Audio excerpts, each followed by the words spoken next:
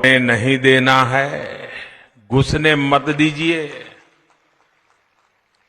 आज मुझे ये देखकर खुशी है कि हिमाचल के लोगों को भी ये भली भांति समझ आ गया है कि 5 साल बाद हर बार सरकार बदलने की परंपरा, इस परंपरा ने सबसे ज्यादा किसी का नुकसान किया है तो राज्य का नुकसान किया है, राज्य के नौजवानों के सपनों को कुचल।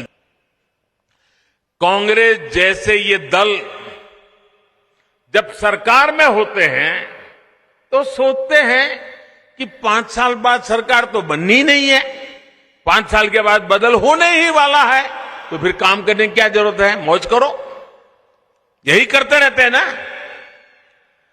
और इसलिए उनका अपना पूरा ध्यान 5 साल में जितना इकट्ठा कर सके, जितना माल लुटाई कर सके, तिजोरी भर सके, काली कमाई कर सके, उसी में लगा रहता है।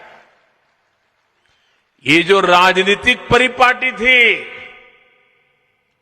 इसको पूरे देश में बदलने का बीड़ा भाजपा ने उठाया है, देश के लोगों के आशीर्वाद से उठाया है।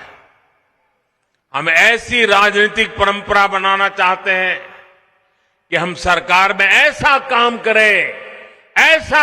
करें कि वोटर हमें बार बार अवसर दें। इसलिए हम विकास के लिए, देश के लिए हर जगह, हर स्तर पर काम कर रहे हैं। साथियों, जब सरकार में निरंतरता होती है, सरकार वापस आती है, तो लोगों को भी सरकार से हिसाब मांगने का मौका मिलता है। अगर आपने मुझे 2019 में न बिठाया होता तो आप मेरे से हिसाब मांग सकते थे क्या? नहीं मांग सकते थे, कोई और सरकार आ जाती। लेकिन आपने मुझे दोबारा बिठाया 19 में, तो आप मुझे पूछ सकते, मोदी जी वो क्या हुआ, मोदी जी उसका कब करोगे? और मोदी जी को भी लगेगा भाई मुझे करना पड़ेगा। ये जनता जनार्दन का दबाव बहुत काम करता है। अब आप सोचिए, कोरोना के समय कितनी मुश्किलें आई। हम भी यही सोच सकते थे कि भाई 5 साल के बाद तो सरकार बदलने वाली है, हिमाचल का तो रिवाज है, कोरोना आया है वैसे चला जाएगा, हम भी सोच सकते थे। लेकिन हमने वो नहीं सोचा। पहले भी हिमाचल के लोगों को मालूम है, कोई भी वैक्सीन वगैरह आती थी, आखिर में सारे देश का काम हो जाए तब जाके हिमाचल की बारी आती थी। भाइयों बहनों, हमने तय किया, जब हमें सेवा भाव से काम किया, हमने इस सोच को हमारे आसपास फटकने भी नहीं दिया। जब कोरोना आया तो हमने हिमाचल में टीकाकरण पर बहुत बल दिया। दूर दराज के इलाकों में भी हमारी सरकार पहुंची, हमारे स्वास्थ्य कर्मी गए, हमारी माताएं बहनें गई, उन्होंने लोगों को वैक्सीन लगाई और हिमाचल प्रदेश का पहला ऐसा राज्य हमारा बन गया जिसने 100% टीकाकरण पहले कर लिया। हमने ये नहीं सोचा कि 5 साल के बाद बदलते कुछ करने की जरूरत नहीं है। हमारे लिए तो यहां की एक एक जिंदगी मूल्यवान है। हिमाचल का एक एक नागरिक हमारे लिए ईश्वर का रूप है। यही हमारा काम करने का तरीका है। ऐसे ही काम के आधार पर हम भाजपा के लिए आपसे दोबारा आशीर्वाद मांग रहे हैं। और साथियों, आपको यह हमेशा याद रखना है कि हिमाचल के पास तो विकास के 2-2 इंजन है। वो कहते हैं ना, चौपड़ियां रोटियां साहेबी 2-2। इससे कैसे काम होता है ये भी मैं आपको बताता हूं। केंद्र सरकार ने उज्ज्वला योजना चलाई, हिमाचल भाजपा सरकार ने गृहिणी योजना से उसमें हजारों और बहनों को भी जोड़ दिया। केंद्र ने आयुष्मान योजना के तहत 5 लाख तक की फ्री इलाज की सुविधा दी। हिमाचल में भाजपा सरकार ने हिम केयर के तहत इसमें लाखों और साथियों को जोड़ दिया। केंद्र सरकार ने गरीब को पक्के घर देने की योजना शुरू की। 2014 से लेकर 2017 तक कांग्रेस की सरकार थी, याद रखना।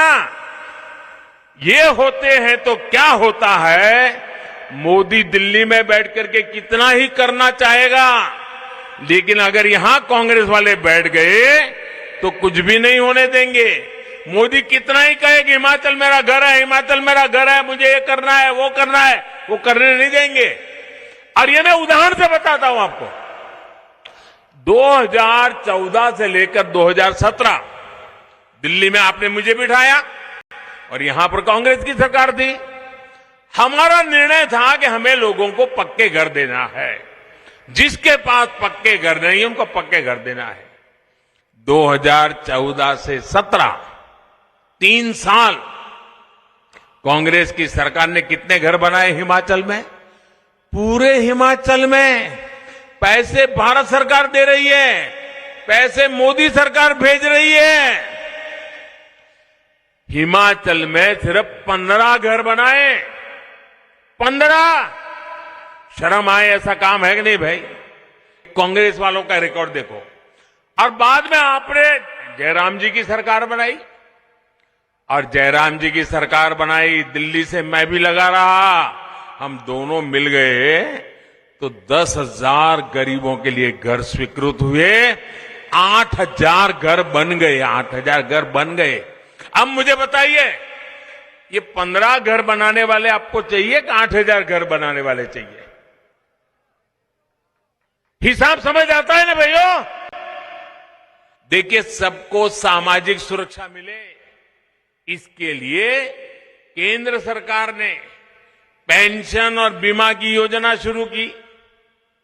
हमने किसानों को, खेत मजदूरों को, छोटे दुकानदारों को 3,000 रुपये की नियमित पेंशन मिलने का रास्ता बनाया। इस भावना को हिमाचल की भाजपा सरकार ने और आगे बढ़ाया। कांग्रेस की सरकार ने पेंशन की उम्र 80 साल कर दी और उसमें भी कमाई की शर्त रखी कि इतनी कमाई होगी, 80 साल हो गए होंगे। भाजपा की हमारे सीनियर सिटीजन के प्रति कितना सम्मान का भाव है। हम भी 80 साल को आगे बढ़ा सकते थे, हमने 80 साल को आगे नहीं बढ़ाया। हमने कहा नहीं, 60 साल के बाद सीनियर सिटीजन की चिंता होनी चाहिए, और हमने 60 साल की उम्र कर दी और कमाई की शर्तों को भी हटा दिया। इससे लाखों हमारे सीनियर सिटीजन्स को, जो कांग्रेस वाली सूची में नहीं थे, उन सबको पेंशन मिलनी शुरू हो गई। इसी प्रकार पीएम किसान सम्मान निधि के तहत हर साल हजारों रुपये छोटों